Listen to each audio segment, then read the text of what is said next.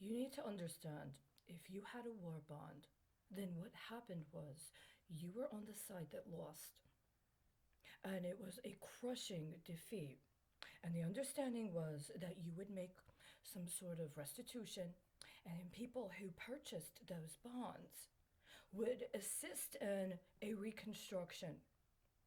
And there was supposed to be some mutual information exchange, culture sharing, development of common principles.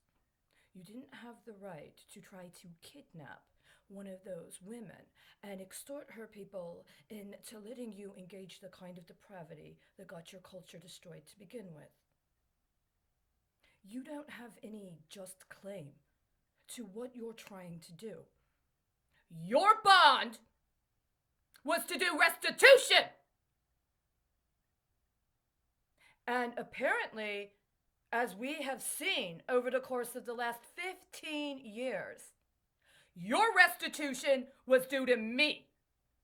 Not just because of the actual, literal bond and bondholders, but also in terms of the comportment of character that corresponded with the original bond. And every time you refused to understand that was the bond and attempt to interject your arrogance, you lose over and over again. The name that keeps dinging off of this could be one of three people, one of whom I've met directly. All three of you are in some form of incarceration. You do not have the upper hand. You do not set the terms. You do not describe how a woman comports herself. You do not define what is our compensation. You do not describe the political environment and subject us to your depraved expectations. If other people are trying to lean on you, then you need to understand where the power really lay. You do not have the right to co-conspire with them and try to make a mockery of us by allowing whatever you've accepted as whatever you declare to be your concept of womanhood to try to dispossess me and my people of our livelihood. You do not deserve this claim you have that keeps repeating over and over again. I was not the refugee.